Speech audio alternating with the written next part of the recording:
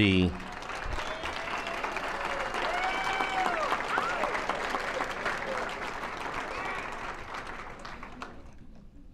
Venice Group in Sandusky, Ohio.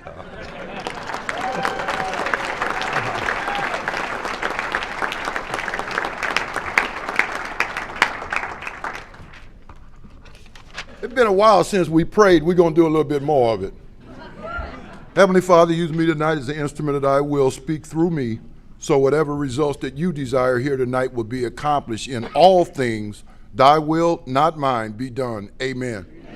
What I love most about AA is the simplicity of it. My first sponsor, I said to him, I was sober 4 or 5 months. I said, Bill, man, AA really is simple. He looked at me and says, yeah, you know why? I said, no. He said, they knew you were coming. Anyway, there's a passage in the big book of Alcoholics Anonymous that bottom lines the simplicity of AA for me. And what it says is simply this: remind the prospect that his recovery is not dependent upon people, it is dependent upon his relationship with God. The single most important fact in my life as I stand here tonight, and the only reason I'm standing here tonight, is that I have gained access to a power in my life that I choose to call God, who does for me one day at a time what I could never do for myself. If I had the power to quit drinking on my own, I'd have never come to AA. Why should I? I didn't come here because I was bored. I didn't come here because I was lonely. I didn't come here because I needed a job. I came here because I had a problem with alcohol. Let me assure everybody in this room, left to my own devices, I would have surely destroyed myself years ago. My 2 best drinking buddies are dead. Neither one of them saw the age of 40. And they didn't die indirectly as a result of their alcoholism. They died directly as a result of their alcoholism. My girlfriend of 12 years from my days of drinking, we buried her in January. She didn't die indirectly because of her alcoholism. She died directly because of it. Left to my own devices, I absolutely guarantee you I would have destroyed myself years ago. And that's the reason I say a prayer before I introduce me from behind the podium. It is to keep me grounded and centered in the truth. And the truth is simply this: the reason I'm here tonight is to do God's will, not mine. And it also serves to remind me that He is in charge here tonight. And as always, thank God, I am not. Good evening. My name is Kent Coleman. I'm an alcoholic. Honor and the privilege to be here. I want to thank my parents raised me right. If my mother was here, she'd jump up and say, you ain't turned out right. But anyway, I want to demonstrate my upbringing. I want to say thank you to the committee for your kindness, your hospitality, and for the opportunity to participate in this celebration of Alcoholics Anonymous. See, anytime I'm given the opportunity to give, I say thank you, because I'm allowed now to live in the solution. When I do something for you, I starve my problems to death. When I do something for you, I starve my problems to death. If selfishness and self-centeredness is the root of the problem, it don't take a rocket scientist to figure out that unselfishness is the root of the solution. The principle of the 12th step is service. Alcoholics, and my sponsor says, Alcoholics Anonymous is the only place in the world that you come in a big shot and work your way up to servant, right? And that's what we do in the Fellowship of Alcoholics Anonymous, right? So, I want to thank the committee for your kindness, your hospitality. It's great to be back in the state of Michigan. I've been here to speak times over the years. There are people in this room whose inventories have been shared with me, right? And I still love you, right? Is that a better? Because in here, man, right, it's the one, it's the one. Ain't nobody done nothing yet. They invent a word for it, right? It's Alcoholics Anonymous. For a guy like me who lived this whole life surrounded by people and connected to none. Does anybody know what I'm talking about? Yeah. Right? The isolate. Chuck Chamberlain used to talk about there is but one problem in which is encompassed all problems, and that is conscious separation from God and our fellows. And there is but one solution in which is encompassed all solutions, and that's conscious contact with God and our fellows. Isn't that what happens in here? Isn't that what happens in here? So it's great to be here. I love AA. I think you can probably tell that, can't you? Right? I'm like that little boy who came home from his first day of school and his daddy greeted him at the front door and said, well, did you learn anything? Little boy said, apparently not. They told me I had to come back tomorrow. Right? And that's how it's been for me and Alcoholics Anonymous. Y'all just keep telling me to come back tomorrow, and I just keep coming. And it just keeps getting better and better. No, I want to talk to the new people in here tonight for a minute. No, see, I remember what it was like to be new in Alcoholics Anonymous. I work with a lot of people in AA. I sponsor sponsors in AA. I don't have sponsees. I'm not here to collect sick people. I am here to take people and help them implement into their lives the solution that we have found in the big book of Alcoholics. And I sponsor sponsors in here. I don't have sponsees. But you know, I came into Alcoholics Anonymous. I didn't come here with AA etiquette. I didn't know what an open meeting was, what a closed meeting was. I didn't know what a sponsor was. I didn't know what a home group was. I didn't know a big book from a Ram McNally Atlas when I came up in here. I had the word mother wrapped around every other word I said. I didn't come here from Sunday school. I didn't come here from, and nobody in Alcoholics Anonymous ran me away from here. You know, there were people, when I came into Alcoholics Anonymous, that got sober in the 1940s, my sponsor's sponsor was Bob Smith, who was a co-founder of AA. I knew men who ran with Dr. Bob, not Bill Wilson, who died in 71. I was raised in AA with patience, tolerance, kindness, and love.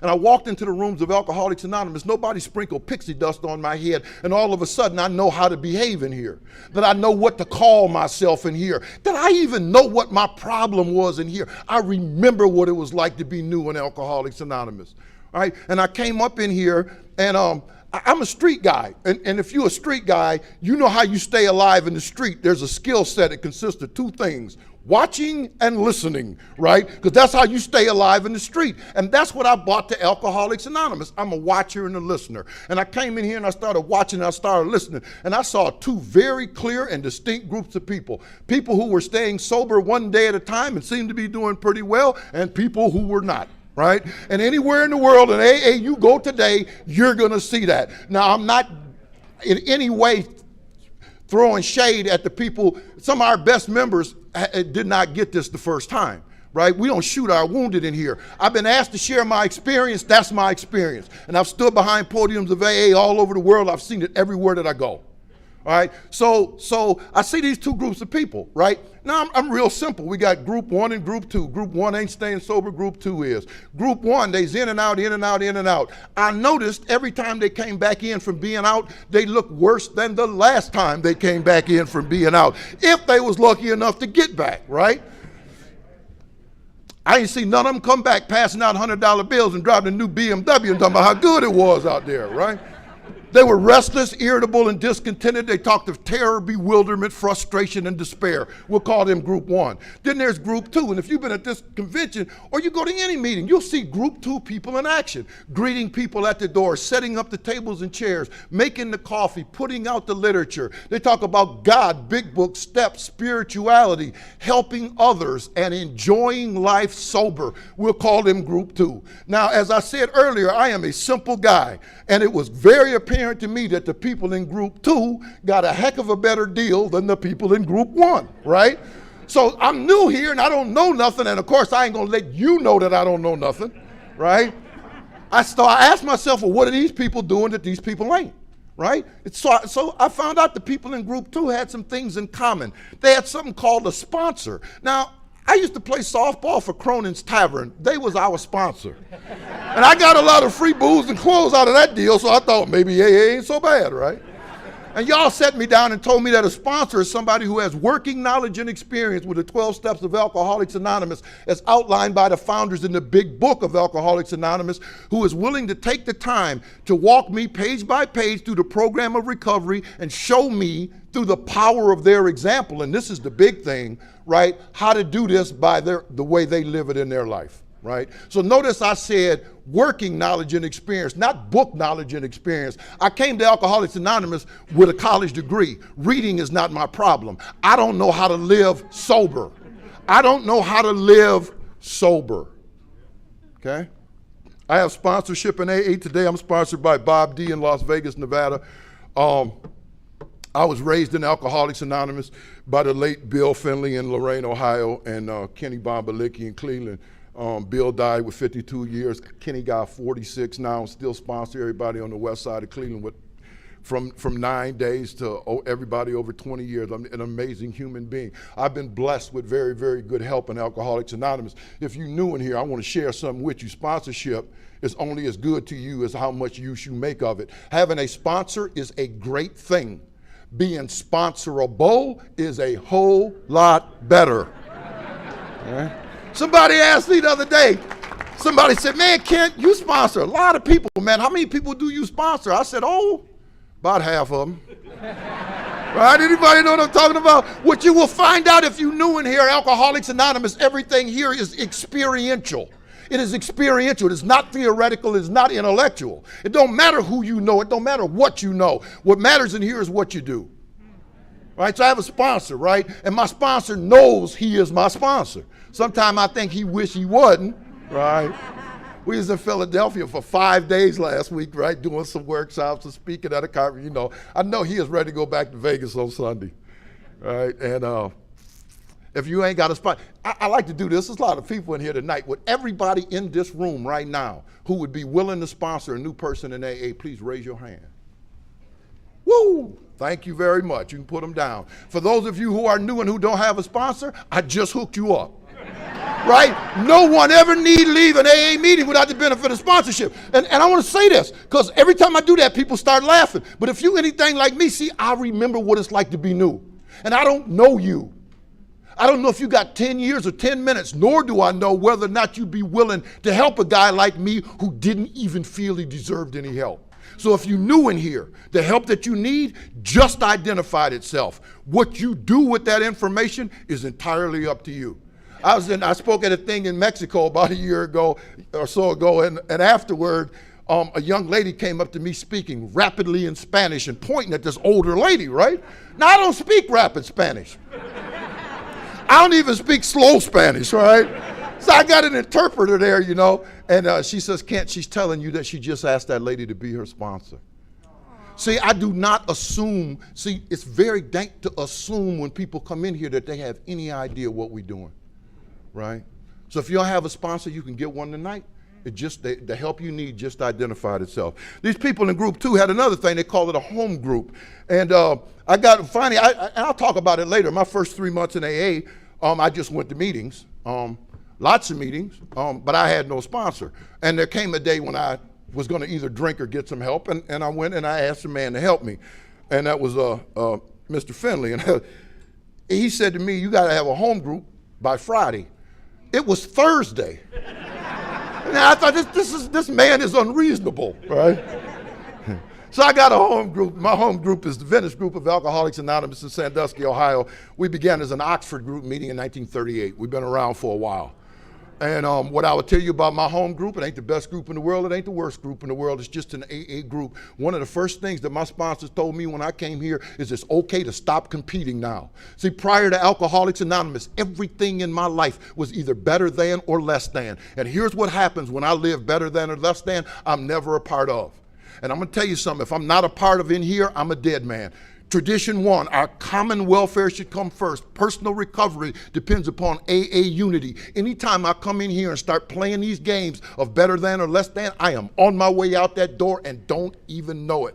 My home group is the best place in the world for me to be. I hope you feel that way about yours. But that don't make mine better than yours, and it don't make yours better than mine. God don't love me more than he loves you, and God don't love you no more than he loves me.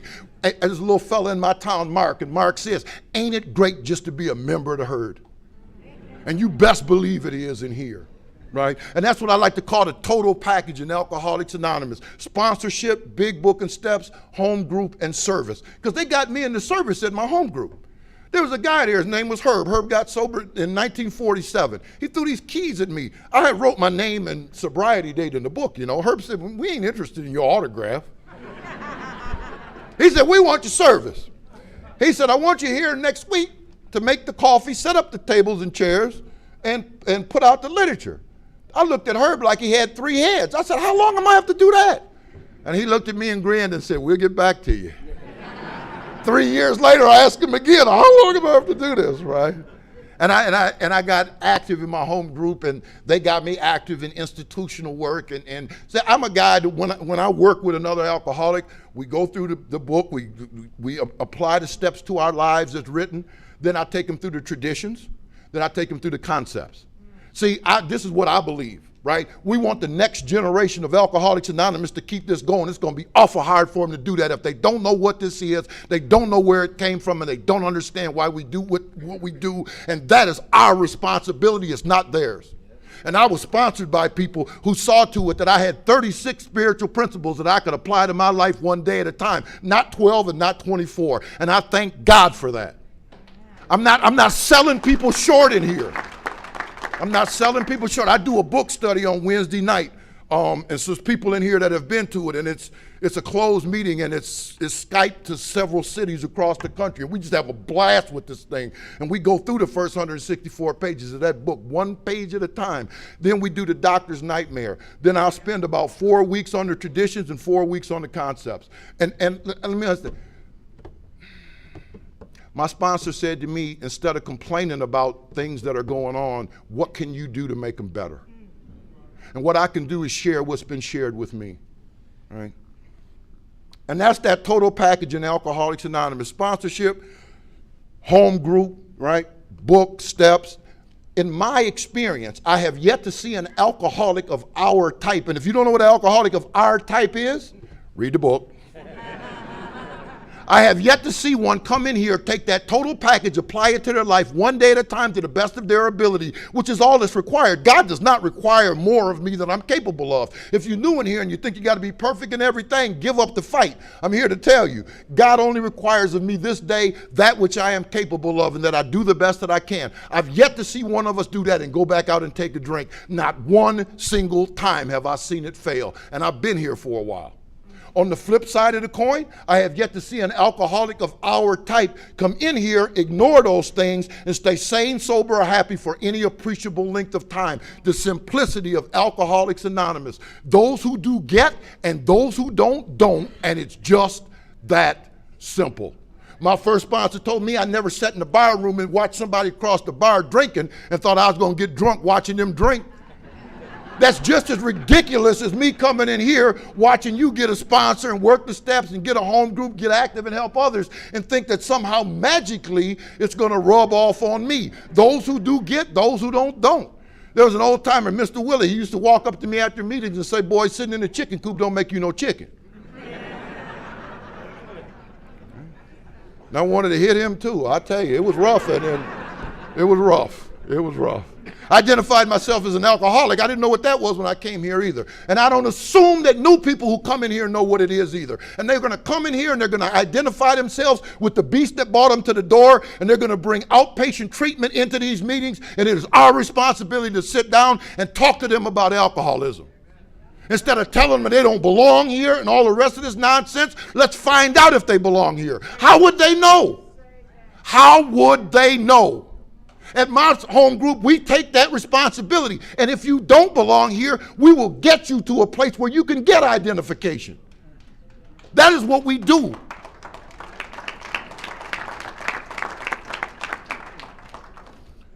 If you come to my home group and a new person walks in there and they walk out an hour later, what would they tell you they found? How were they treated? Because they talk differently? Because they might think that there's something else because they don't even understand the problem? Because they dress differently? If I sat outside your home group and I called that new person over when they came out, what would they tell me they found? People patting them on the back and tell them, keep coming back? People saying, give me that piece of paper, I'll sign it? What would they tell me they found? Just, thank you. I hope so. I hope so. I hope so. I didn't know what alcoholism was, right? I always had a definition of alcoholism. It was a sliding definition because every time as my alcoholism progressed, I kept fitting my definitions. So every time I fit it, I'd have to lower the bar a little bit. When I was a teenager, I said alcoholic, somebody drunk every day. I have no idea where I got that, but that's what I thought. As a teenager, I became a daily drinker. That ain't it. Alcoholic is somebody that misses work, school, ball practice, important things in life because of drinking. It interferes with your priorities in life. As a teenager, alcohol began to interfere with work, school, ball practice, important things in life. That ain't it. Thought about it some more. I finally figured out alcoholic is somebody goes to jail because of drinking. Right? I really had to change that, as you'll hear later. By the time I got here, right? Y'all remember Otis on the Andy Griffith Show? Clothes wrinkled, pint on him, in and out of jail. I watched every episode of the Andy Griffith Show. I don't remember Otis working no place. Right? You see it all the time, right? Guy comes out of the bridge, long trench coat, stocking cap on his head, drinking Wild Irish Rose, Mad Dog, a Thunderbird out of brown paper sack. Yes, that must be an alcoholic. The reason that's my definition when I got to y'all is that is the only thing that had not yet happened to me. And if it wasn't for the family that I had that broke so many falls that I had, that's exactly where I would have been. I can stand here tonight and tell you that in my early 20s, I drank in Wino's Alley in Sandusky, Ohio with them old men. I know what it's like to put 50 cents on a wine at 7 o'clock in the morning. No, I had the nerve to come into alcohol. I'm a guy, see, when I come to Alcoholics Anonymous, my disease is still active. I don't know about none of the rest of y'all, but walking into a room, I didn't get well. And when my alcoholism is active, it don't like y'all. And what it tries to do is it tries to compare rather than identify because it wants me out of here, right? I heard terrible stories of homelessness when I came here. It was terrible, right? I went to an AA meeting and I poked my chest out. I said, you know, I ain't never been homeless. there was a man at that meeting. His name was Jim R. He's dead. He died 53 years sober. And he was sitting in the back of the room. And here's the thing that really bothered me about this. It was not his turn to share. I said that, and Redmond said, really? He said, let me ask you something, Big Shot. He said, if you grown and you living in your mom and daddy's house and you ain't paying no rent, you're homeless.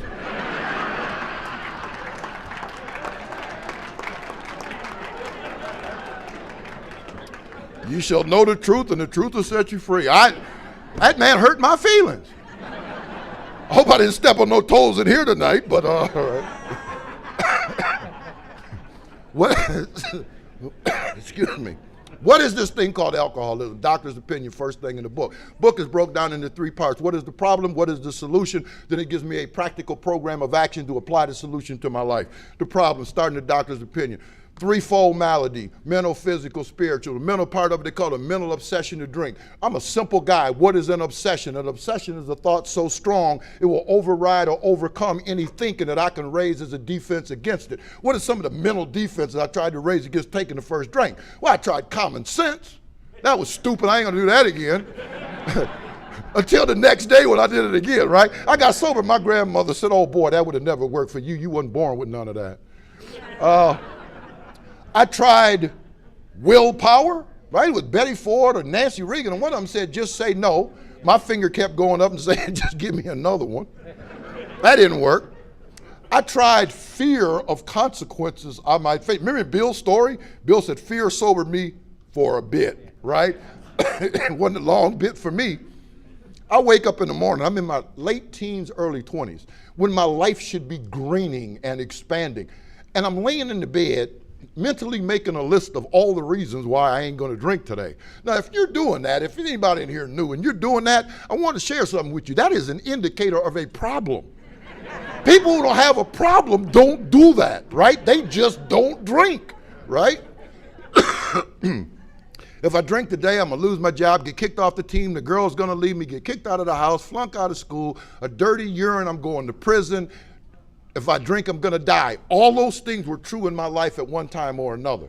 And if you drink like I drink, I would have 3 or 4 of them going on simultaneously, right? So I would lay in the bed, take a look at the truth, because all those things were true, and I'd make the easiest kind of decision there is to make, a decision based on truth. I don't want those consequences in my life, therefore I am not drinking. Now our book refers to that as sound reasoning, and it is, isn't it? That's sound reasoning. I don't want that, and I ain't doing it. And then I get out of the bed. And our book says that parallel to this sound reasoning ran some insanely, circle the word insanely, trivial excuse to take a drink. Because I get out of the bed and 5 minutes later, here's the thought that comes to me. It's Friday. It's Friday, and you know, none of this is really my fault.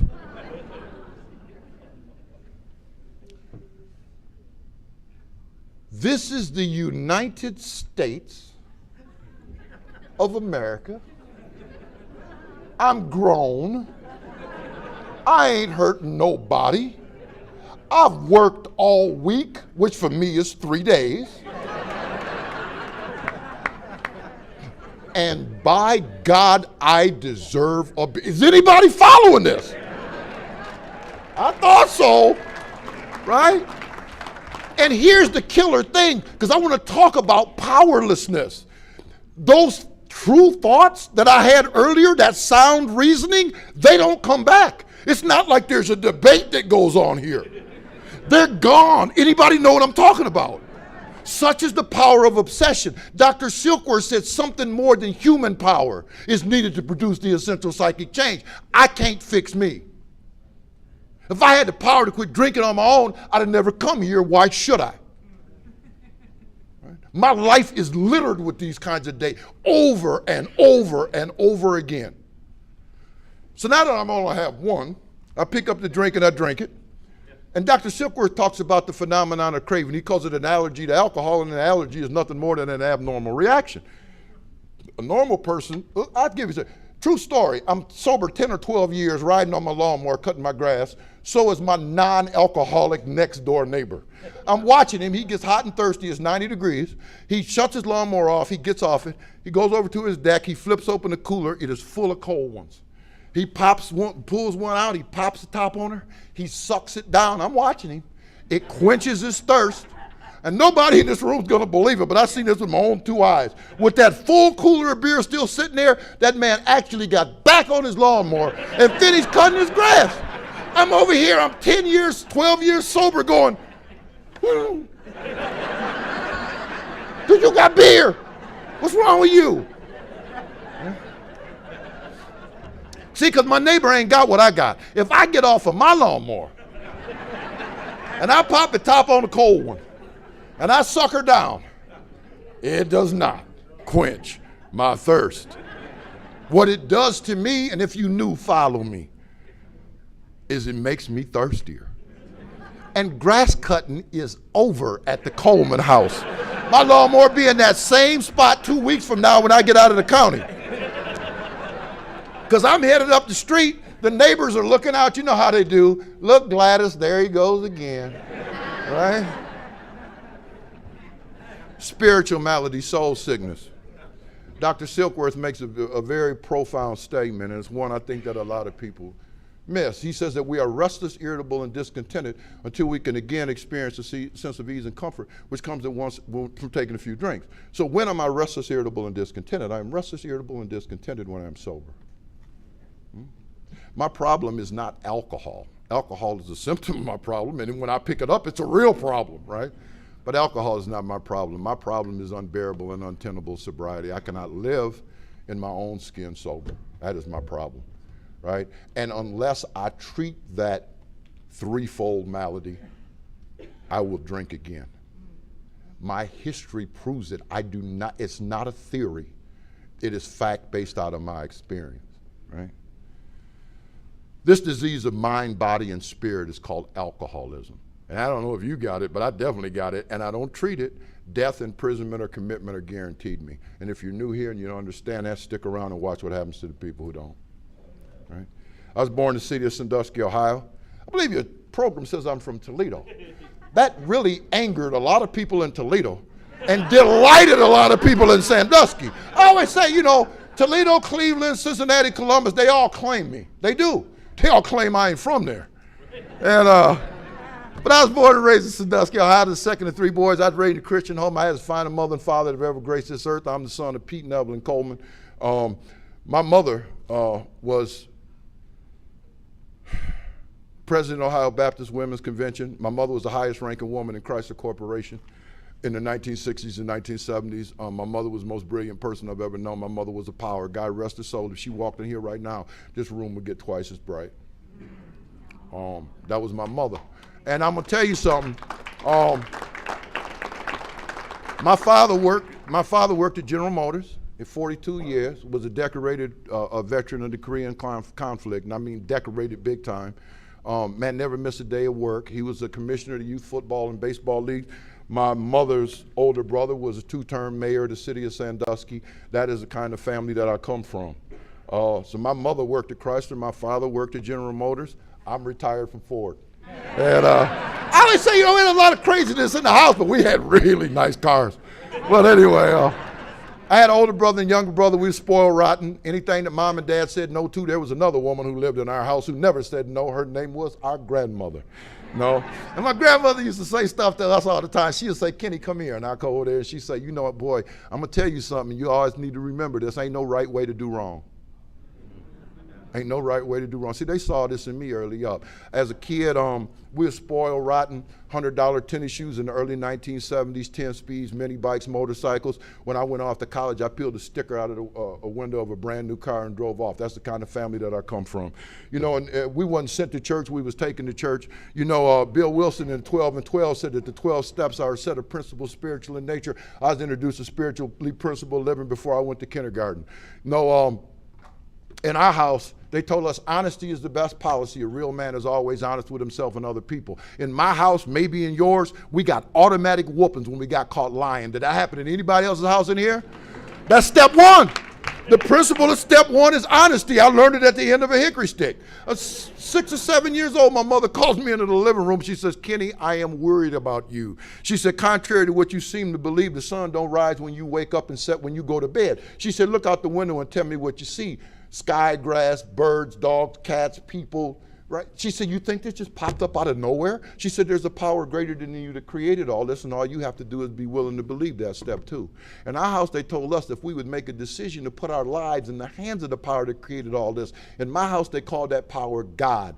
They said you will always have what you need no matter what happens outside or around you. They was telling us the answer is inside, not outside, step three.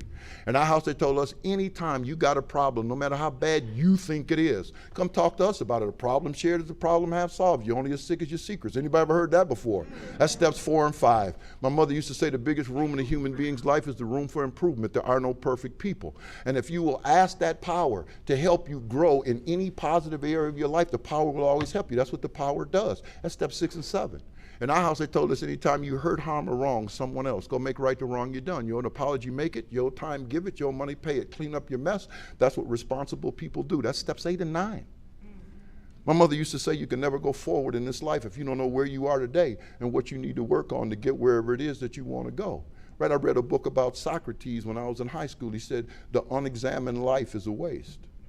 Right? A little boy walks into a drugstore, the man behind the counter. He says, do you have a phone? The man says, over there on the wall. The kid goes over, he puts a quarter in the phone. He dials a number.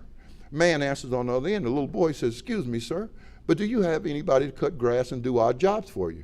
The man said, yeah, we got a little fellow who does that. Little boy says, well, does he do a good job for you? The man said, yeah, he does a wonderful job. We're very happy with him. Little boy says, okay, shrugs his shoulders and hangs up the phone. He's walking out of the drugstore, and the guy behind the counter said, hey, little boy, come back here. He said, I got a job for you. Little boy turned around, looked at him and said, oh, mister. He said, I don't need no job. He said, the man I was talking to is the man I work for. I was just checking up on myself. Right? What length am I willing to go to learn the truth about me? Step 10.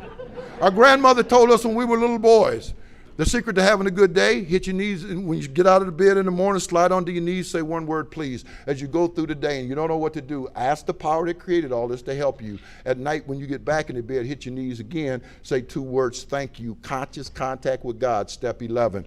And In our house, they told us the most important thing we could do with our lives was not acquire money and material things that would be of service to others. We were taught to follow the golden rule. Talk to folk the way you want to be talked to. Treat folk the way you want to be treated. Offer to share what you have with others before you have your own. Respect your elders. Be of service to your fellow man. Step 12. When I got on the bus to go to kindergarten, I was already armed with a set of principles, spiritual in nature, that I recognized very, very quickly. And here's the 12 steps of Alcoholics Anonymous. To our new friends in here, I just took you through the steps. I just took you through the steps.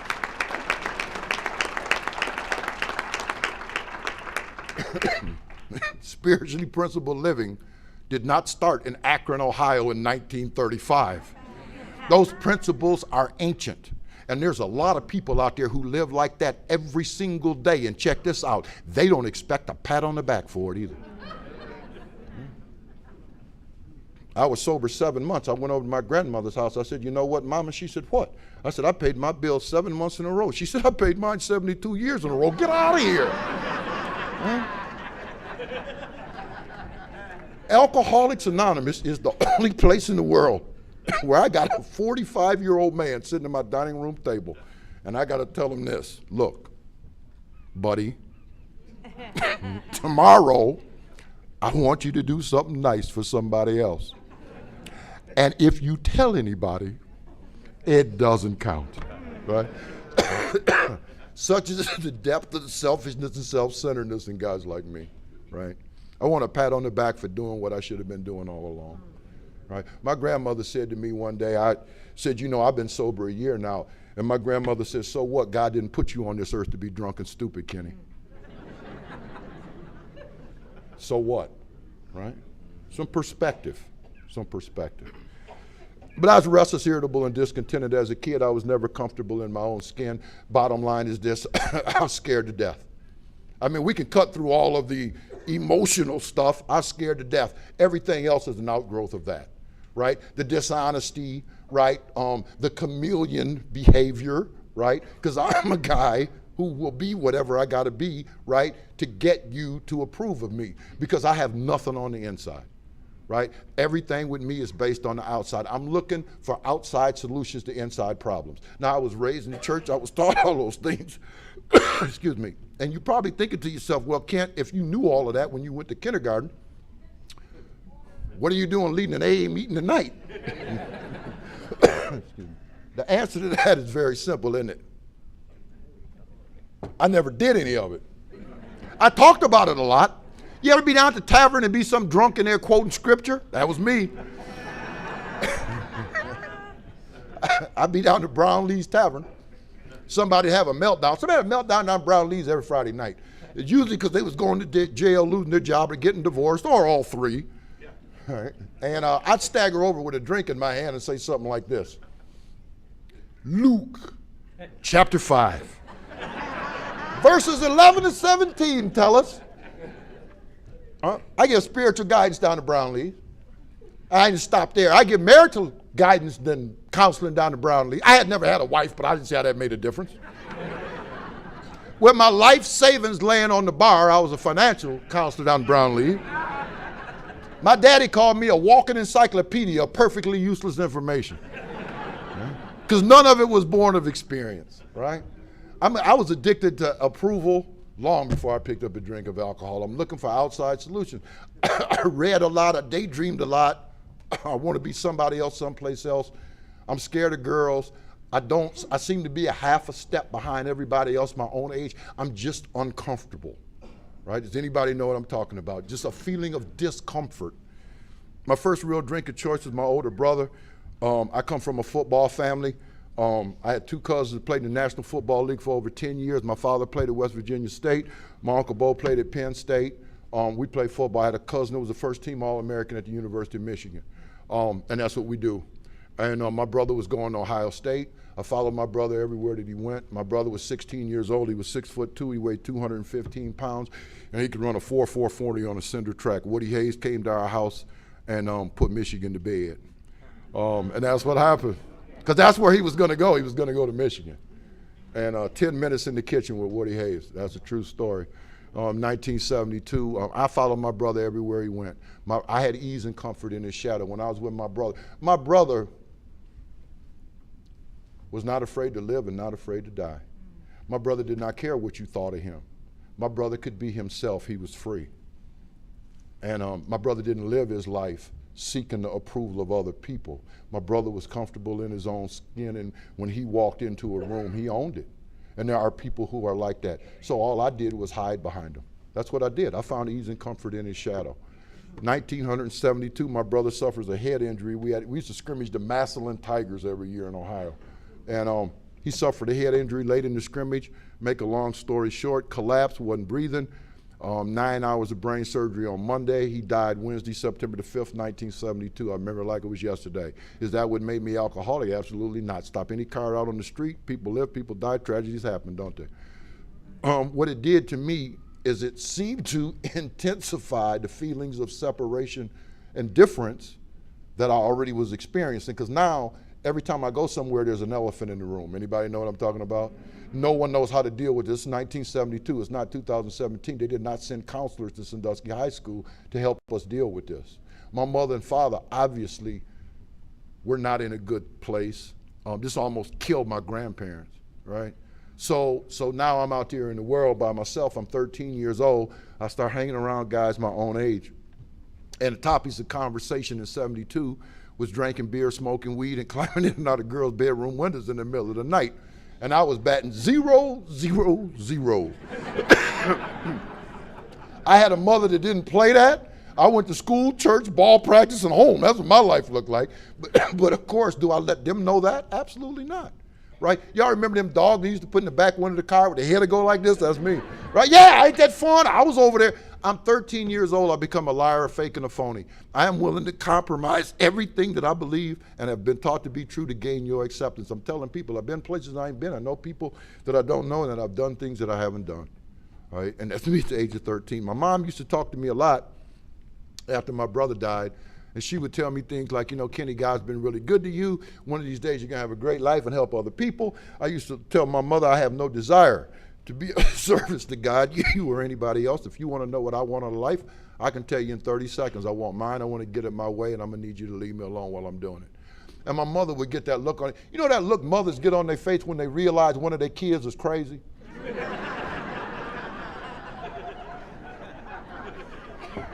My mother would get that look on her face and she'd shake her head and she'd say, we didn't raise you that way. And I would look at my mother and say, if you don't believe my way is going to work, get out the way and watch me roll. Right? That's me at the age of 13. One of the gifts God did give me, I did well in school. I give God credit for that tonight. I took credit for it then. Because that's what I do. Anything good, I take credit for. Anything bad, I'm blaming you. And I wasn't challenged by school. And when I was 13 years old, 14 years old, I was sitting in study hall one day, and they had moved me ahead in my classes. And I'm 14 years old. My first sponsor, we was riding the van one day, and I said to Bill, you know that invisible line they talk about in AA? He said, yes. I said, well, if it's invisible, how does anybody ever know they crossed it?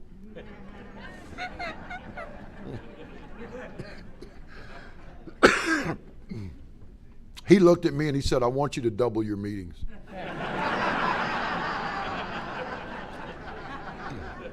I said, I'm already going to 2 a day. He said, for God's sake, go to 4. You're driving me crazy.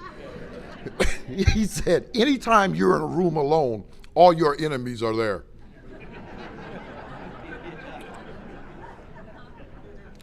He's referring to my thinking. So I was sitting in study hall. I'm 14 years old. I have a visit from the enemy in my thinking. Here's the thought that occurs to me. These people in here breaking their neck trying to get B's and C's taking general math and science. I'm in the 10th grade. Excuse me. I'm taking calculus, physics, 4th year, Latin, 4th year, English, sleeping in class and getting straight A's.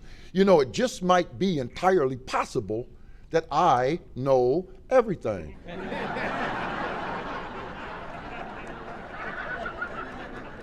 Y'all know where this is going, don't you?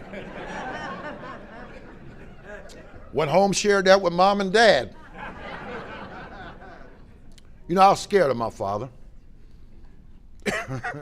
My father played football when he didn't have face masks. My father did like this, like he was coming up off that couch. And I decided not to wait and see what he wanted. And I broke for that screen door and got outside of it. And I turned around and looked at my daddy. And he said, boy, he said, I'm going to tell you something. He said, you have a hard life. He said, Kenny, don't nobody know everything. And I stood and I looked my father in his eye and I laughed in his face. That was a significant day in my life because on that day I closed the door. Honesty, open-mindedness, and willingness are the three essentials of recovery. I believe they're the three essentials of living a good life, whether you're alcoholic or not. A closed mind cannot learn and it cannot grow.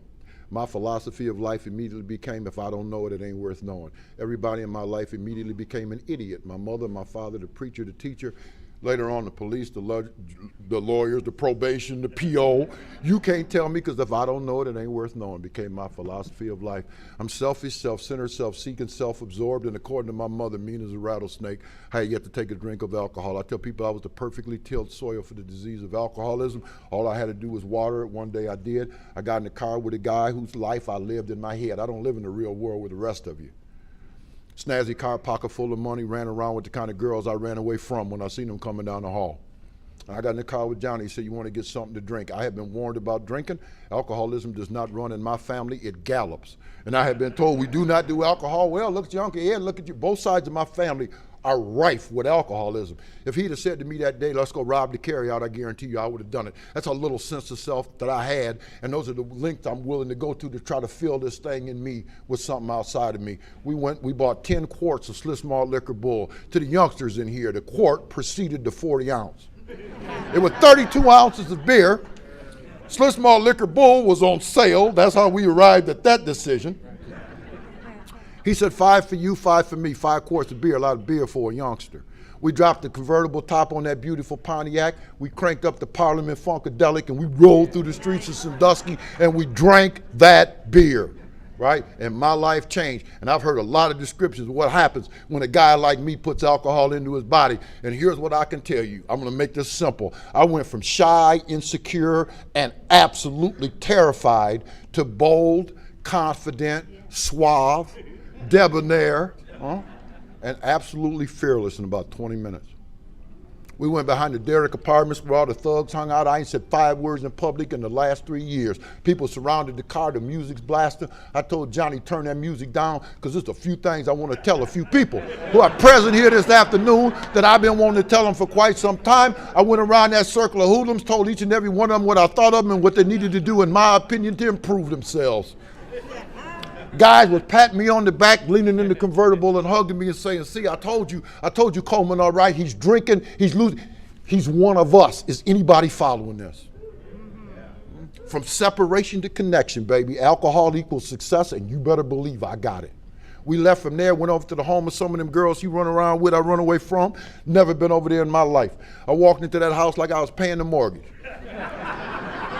I sat down at the dining room table and I made eyeball-to-eyeball contact with what I believe is the finest girl to graduate from Sandusky High School in its 178-year history. I had never even breathed in her direction, much less said hello. And I looked at her and she looked at me and I said, come here. And she got up and started walking toward me.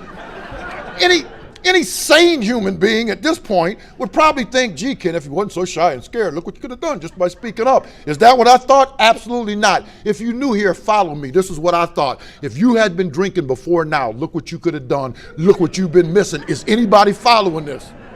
I immediately attributed it to drinking. Okay?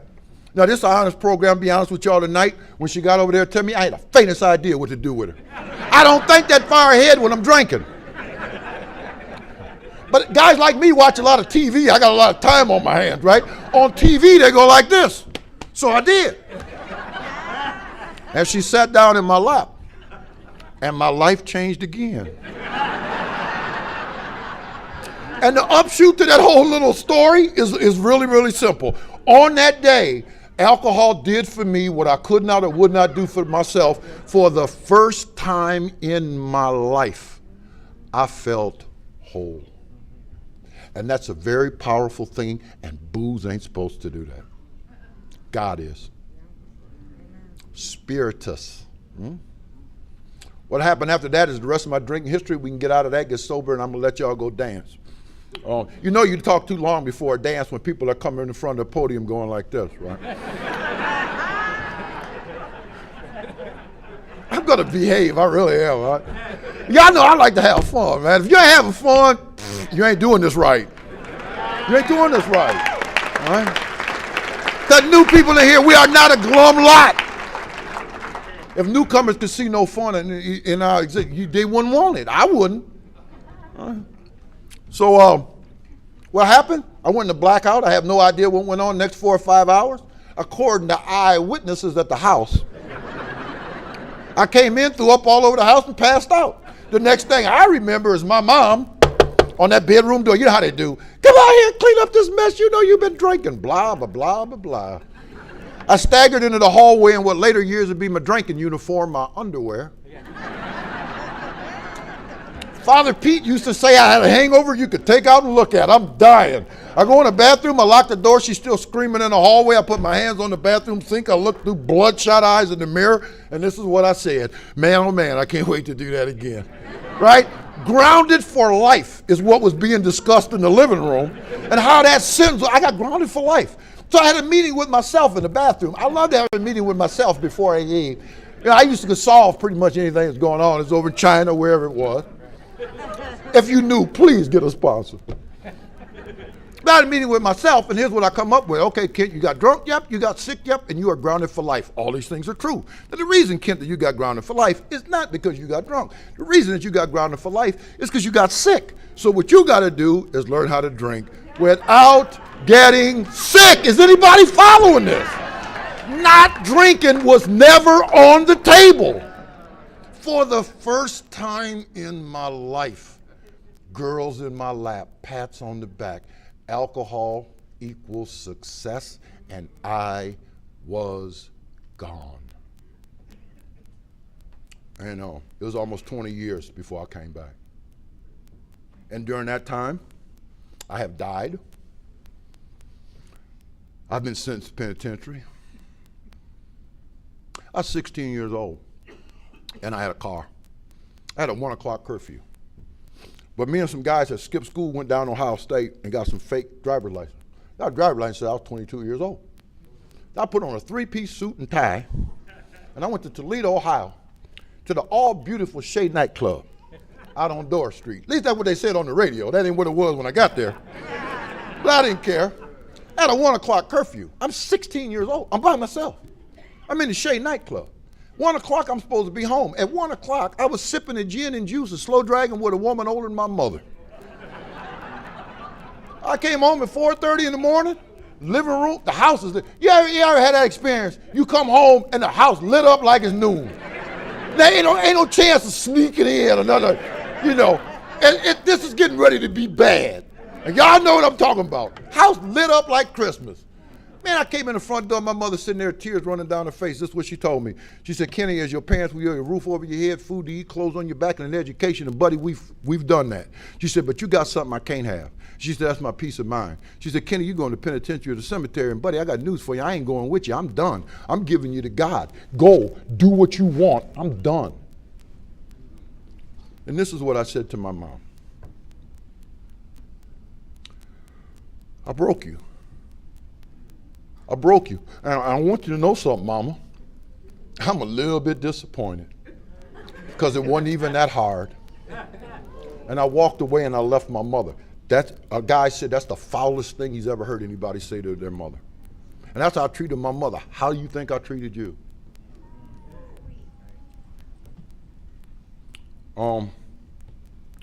I'll bring you up to, I'm not going to get into no more. If I went to college, I was there for 5 years. I'm still making amends to that institution from which I graduated in 1970. That's a true story. I was an absolute animal. It ain't funny. Guys like me do what they want when they want. And they're allowing me to come in there and help them with people like us. I just had a girl die down there. I went to Miami of Ohio. Really good school. I went to work for Ford Motor Company. Don't need a college degree to go work on the line at Ford Motor Company.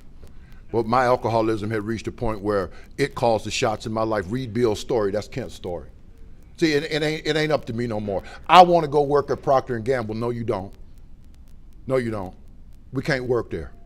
We're going to an auto plant with a union, because if you don't go to work like I don't go to work and you don't do nothing when you're there like I don't do nothing when I'm there, you need a union.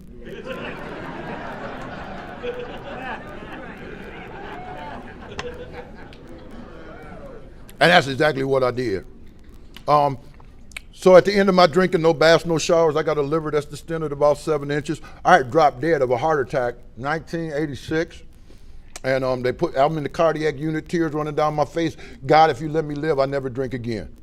And I meant it as much as I mean it now. I wasn't planning, I didn't want to die no more than I do now. 48 hours, my heartbeat stabilized. They said it's a miracle. They put me in a regular room. Just chaos. The whole town's watching this thing happen, right? Put me in a regular room. Here's the thought that came to me. And if you knew, follow me. Whew, that was close. But I'm all right now. This calls for a celebration. And my best friend who died of this disease walked into that room, and I forced him to go get alcohol and bring it into that room, and I was drunk 2 hours out of the cardiac unit. And I didn't do that because I'd rather be drunk than sober. I did it because I'm powerless over alcohol. Alcoholism don't care whether I want to be sober or not. It doesn't care. Either I treat it or it treats me. It's the bottom line. Those who do get, those who don't. It's just that simple. Into my drinking, no baths, no showers. I got a liver that's distended about 7 inches. I'm coughing this white stuff up because my liver and pancreas will no longer metabolize what I'm drinking. I'm coughing up pure alcohol. My body is now rejecting what my mind is obsessed with. I'm 32 years old and I'm dying of alcoholism. I come out, the Pump Lounge is Thursday night. I got to be to work at midnight. If I'm 1 minute late, I'm fired. I mean, it's hard to do that in the UAW shop, but you're looking at it. I worked at Ford and didn't have a car. Now, I know that sounds difficult, but you're looking at the boy to pull it off. Right? I had what they call a moment of clarity or a moment of sanity. There's a guy in Cleveland, Six Pack Charlie. He said that's the moment when God paralyzes the liar in you long enough for you to see the truth. And I got in the car, and for the first time in almost 20 years, my head cleared up, and this is what I saw. Ken, if you don't stop drinking, you're going to die, and you better get some help because you can't do it by yourself, and you better do it now because you're running out of time.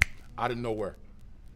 And I went home and I called my best drinking buddy from college. He was a guy who could live. He was like my older brother. He wasn't afraid to live. He wasn't afraid to die. He didn't care what you thought of him. He just lived his life. And he adopted me when I got to Miami University. And he's a doctor today, and his house is bigger than this damn hotel, and I ain't kidding you. He's a very powerful man. And I owed him a whole bunch of money, and I hadn't paid any of it. I didn't even know if he would talk to me. His wife answered the phone. She said, "Richard is Kent." And that's exactly how she said it. And Rich got on the phone, and I said, "Rich, it's your boy, man. I need some help." And this is what he said to me. He said, "Man, I've been waiting for this call for 7 or 8 years. Pack a bag, stay by the phone. I got you." Let me tell you something. When I get a call from the North Central Intergroup office, Alcoholics Anonymous, or anybody else, you know what I tell them, don't you? Pack a bag, stay by the phone. I got you. And for that, I am responsible. And I'm going to tell you something else. I'm responsible for having some place to take you. The way that I was sponsored in Alcoholics Anonymous, my first sponsor insisted that I become a resource to new people, that I know where they can get treatment, that I know where they can get detox, that I know where they can get food, that I know where they can get clothing, that I know where they can get shelter. That's the way I was sponsored in Alcoholics Anonymous. I was sponsored in Alcoholics Anonymous to carry Al-Anon literature schedules and have Al-Anon phone numbers in my phone to give to the family when I get that call. That's the way I was brought up in Alcoholics Anonymous.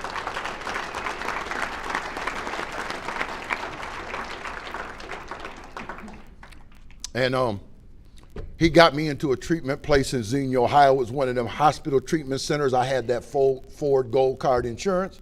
I got me a $30,000 big book down there.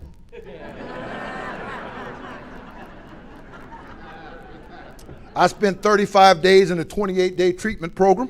I'll tell you how that went.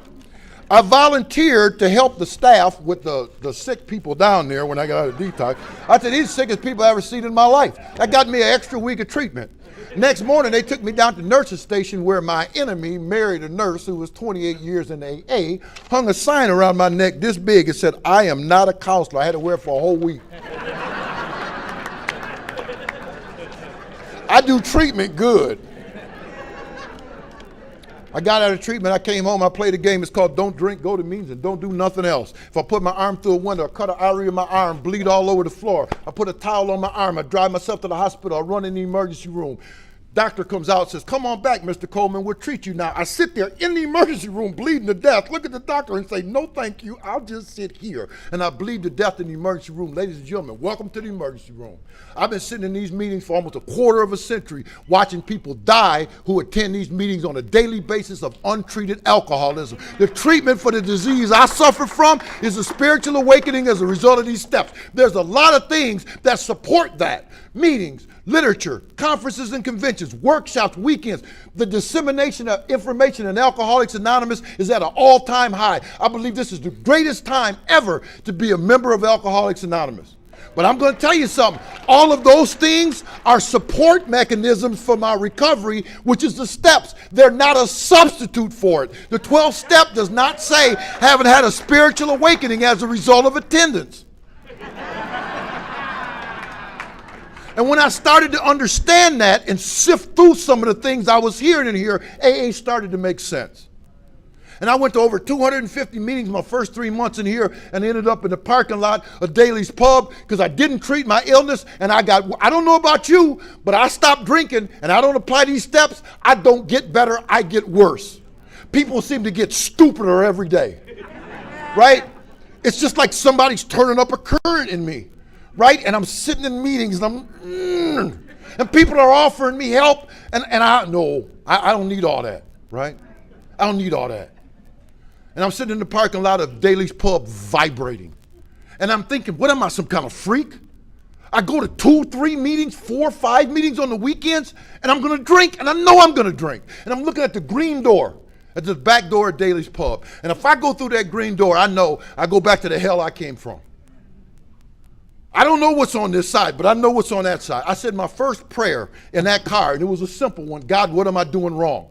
And I got an immediate answer. What are you doing right? If you go to that many meetings, you hear it every day.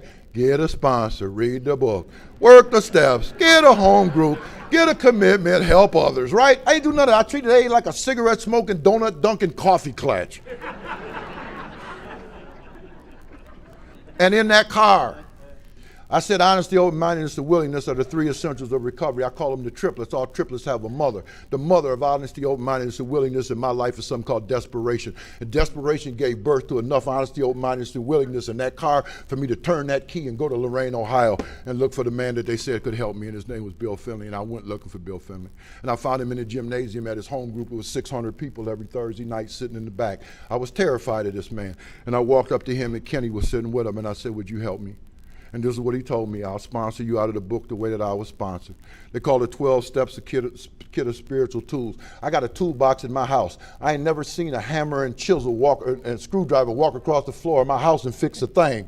The only value of a tool is if I pick it up and use it. The only value of these steps is if I apply them to my life. I told you I've stood behind podiums of AA all over the world. I have yet to attend an AA meeting where somebody stands up and says, works if you know it.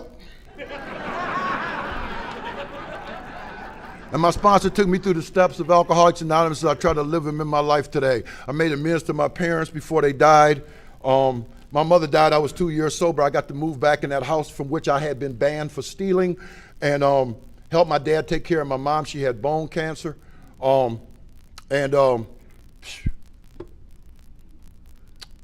She got to the end. My sponsor said, go make your direct. I had a big speech planned out. The only thing I said was, Mom, I'm sorry. And my mom looked at me and she said, I forgive you. Because what comes from the heart reaches the heart. What comes from the head goes nowhere. And y'all had awakened my spirit, man. My mama saw me go to all them AA meetings and bring my first sponsees to the house and sit at her kitchen table and open the big book and talk about God. My mama seen me put on a shirt and a tie and go speak at AA meetings when I didn't even have a suit. My mama said, I want you to promise me you stay with them people in AA. They was the answer to our prayer. They did for you what we could not. I promised her that I would, and I have. My dad died, I was 18 years sober, I think, and nothing left on the table between me and the old man. I made my father hang his head at one point in his life. A man who spent his whole life doing good for others so he could walk around, fought for his country, worked every day. And my father told me for the first time in my life, you made me hang my head. I was sober 1 year. My father said to a guy at GM that's in AA, Joe, do you know my boy? Joe said, yeah, Pete, I know your boy. He said, Kenny, he said, your dad had the biggest smile on his face I ever seen. He said, ain't he something? Don't talk to me about what can't happen in here. I got married in here. I was about 3.5 years sober. I got 2 kids. I got 2 daughters, ages 20 and 16. My daughters are beautiful. They look like my ex-wife and my mother, and they act like me. No, I always used to say that, but you know what the truth is? My daughters don't even swear. They've never had a drink of alcohol. They've never said a mean thing about another person. Thank God for Alcoholics Anonymous. My ex-wife is 7 years sober and a good member. Went back to school, got an advanced degree. I worked up here. My last 3.5 years. I retired in 2007. I'm still working because my kids are still in school. One in college and one in high school. Even though the older one's married, that hasn't changed nothing. And my life is good, and I stay shoulder deep in Alcoholics Anonymous so that I can't teeter and fall. If you're new in here, I want to say something to you. They gave me a tape of Warren Chisholm Sr., who made this statement: 12th man in AA in Cleveland. Anyone who comes here who is willing to practice the principles and precepts of this program is outlined in the big book, need never drink again a day at a time. I said to my sponsor, how can he say that, never drink again a day at a time? My sponsor looked at me and he said, it's simple, son, because this is a spiritual program and God doesn't fail. There is no failure here. If this don't work for me, it's because I have not fulfilled the conditions that have been laid down. I have to participate in my own recovery. Those who do get, and those who don't, and it's just that simple. If I said anything to help you tonight, thank God. Do not thank me. If I didn't say nothing to help you tonight, guess what? It's some more meetings tomorrow. God does not make too hard turns with those who seek him. God could and would if he were sought. Abandon yourself to God as you understand God. Admit your faults to him and to your fellows. Clear away the wreckage of your past. Give freely of what you find and join us. We shall be with you in the fellowship of the Spirit, and you will surely meet some of us as you trudge the road of happy destiny. May God bless you and keep you until then. Bye, Michigan.